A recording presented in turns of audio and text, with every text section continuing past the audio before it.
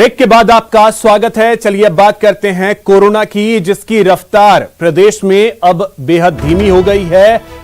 और अच्छी खबर यह है कि बीते 24 घंटे की अगर बात कर लें तो अब केसेस जो आए हैं वो 529 केस आए हैं प्रदेश भर में। तो ये बड़ी राहत की बात है पूरे प्रदेश के लिए।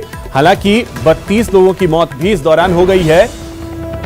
सबसे ज्यादा केस जयपुर में 141 केस आए हैं। तो आप अंदाजा लगा सकते हैं कि 529 केस जो पूरे प्रदेश में आए हैं उसमें से 141 केस सिर्फ और सिर्फ राजधानी जयपुर से, और 5 मौतें हुई हैं जयपुर में।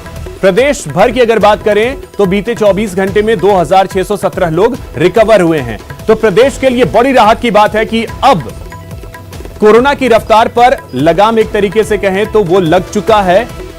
एक्टिव केस 13,624 इस वक्त हैं।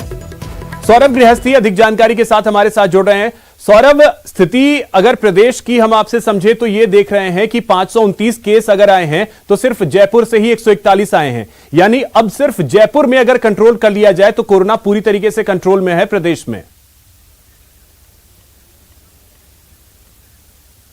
जी बिल्कुल, आपने बिल्कुल सही कहा। राजधानी जयपुर के अलावा जो है वो प्रदेश के अधिकांश हिस्सों में जो है वो कोरोना काफ़ी हद तक कंट्रोल में आ चुका है। महज 529 केस जो है वो प्रदेश भर में पिछले 24 घंटों में आए थे। लेकिन जिस प्रकार से पिछले 24 घंटे पहले राजधानी जयपुर में महज 75 केस आए थे, लेकिन 24 घंटे गुजरने के साथ ही करीब 2 गुने मामले सामने आ चुके हैं। तो ये बताता है कि अगर थोड़ी सी और लापरवाही बरती गई तो फिर से राजस्थान में हालात जो है वो बिल्कुल जो है वो बदल जाएंगे। अगर लोगों ने कोरोना गाइडलाइन की पालना नहीं की तो फिर से हालात वैसी तरह के हो जाएंगे जिस प्रकार के हालात हमने पिछले 1.5 महीनों के दौरान देखे हैं। तो ये बताता है कि किस प्रकार से जो राज्य सरकार ने सख्ती की थी, लॉकडाउन किया था, लोगों को घर में रखने की कोशिश की थी, वो जो है वो अब फिर से खराब ना हो जाए। इस लिहाज से बहुत ज़्यादा जरूरी है, क्योंकि जिस प्रकार से अभी के हालात हैं, ज़्यादातर जिलों में जो है वो कोरोना महज 1 से 10 के बीच में ही जो है वो मामले सामने आ रहे हैं। तो ये बताता है कि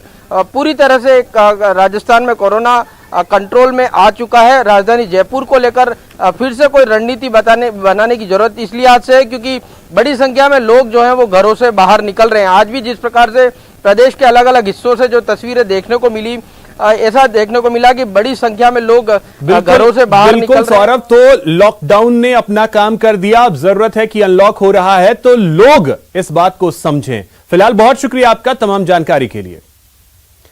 अब बात करते हैं करप्शन पर कड़े प्रहार की। जी हां, प्रदेश में कानून के उन रक्षकों पर कार्रवाई की गई जो भ्रष्टाचार में लिप्त थे।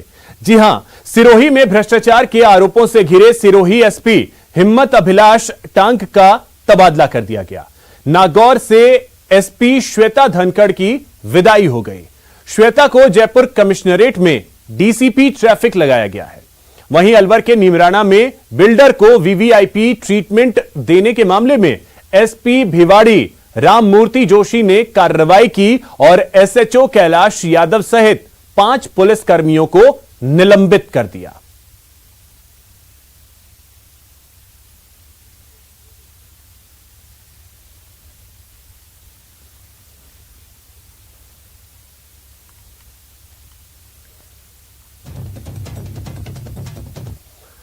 प्रदेश में हुए आईपीएस अधिकारियों के तबादले किए गए। सिरोही, नागौर, सवाई माधोपुर, बारां, प्रतापगढ़ और राजसमंद के एसपी का तबादला कर दिया गया।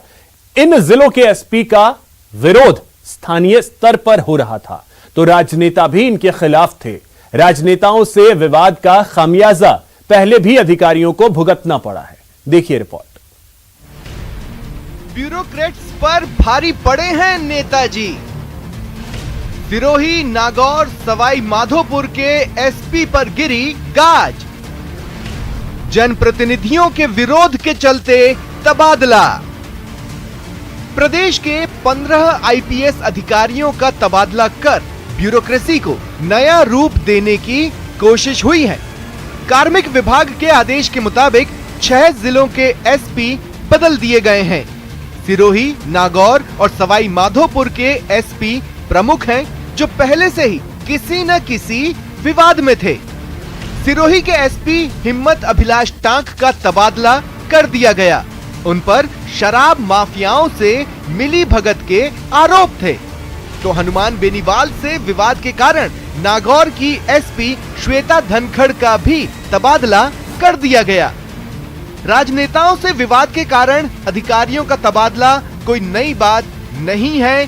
पहले भी कई अधिकारियों को राजनेताओं से भिड़ंत महंगी पड़ी और उनका उस विभाग से तबादला कर दिया गया। पूर्व खाद्य मंत्री रमेश मीणा के साथ तनातनी के कारण आईएएस मुग्धा सेना को अपने पद से हटना पड़ा। पूर्व पर्यटन मंत्री विश्वेंद्र सिंह से टकराने वाले आईएएस एच गुइटे और श्रेया गुहा को भी हटाना पड़ा। आईएएस नरेश पाल गंगवार और मंत्री उदयलाल आंजना के बीच कंट्रोवर्सी हुई तो गंगवार को अपना पद छोड़ना पड़ा। परिवहन विभाग के प्रमुख सचिव एवं आयुक्त राजेश यादव मंत्री प्रताप सिंह खाचरियावास से अनबन के कारण हटाए गए।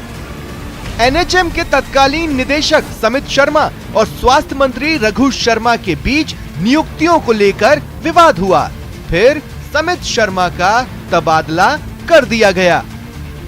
आईएएस मंजू राजपाल का तबादला शिक्षा मंत्री गोविंद सिंह डोटासरा से अनबन के कारण हुआ। माइंस के मामलों को लेकर खान विभाग के तत्कालीन प्रमुख सचिव दिनेश कुमार को हटना पड़ा। इसी विवाद के कारण आईएएस यज्ञमित्र सिंह देव, डॉक्टर कुंज बिहारी पांड्या, संदेश नायक, हिमांशु गुप्ता, अंशदीप और ओम प्रकाश को अपने तत्कालीन पदों से हटना पड़ा था। हालांकि ऐसे किसी भी तबादले को जन आकांक्षा से जोड़कर भी पेश किया जाता है। कभी मनमाफिक प्रदर्शन न करने वाले अधिकारियों को भी मंत्रियों या विधायकों का कोपभाजन बनना पड़ता है। हालांकि ये किसी राज्य विशेष की समस्या नहीं है। केंद्र से लेकर राज्य तक राजनेता हमेशा ही अधिकारियों पर भारी पड़ते हैं, क्योंकि जनता के प्रति सीधी जिम्मेदारी राजनेताओं की होती है। हाँ, इसका असर अधिकारियों के मनोबल पर भी पड़ना तय है।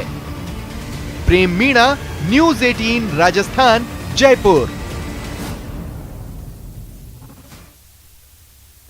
नेटवर्क 18 फेडरल बैंक संजीवनी गाड़ी भारत के कोविड प्रभावित जिलों में जा रही है। वैक्सीन के लिए जागरूकता फैलाने की हमारी इस मुहिम को आप भी अपना सहयोग दीजिए। चलिए आपको दिखाते हैं संजीवनी गाड़ी अब तक कहां कहां गई और आज कहां है।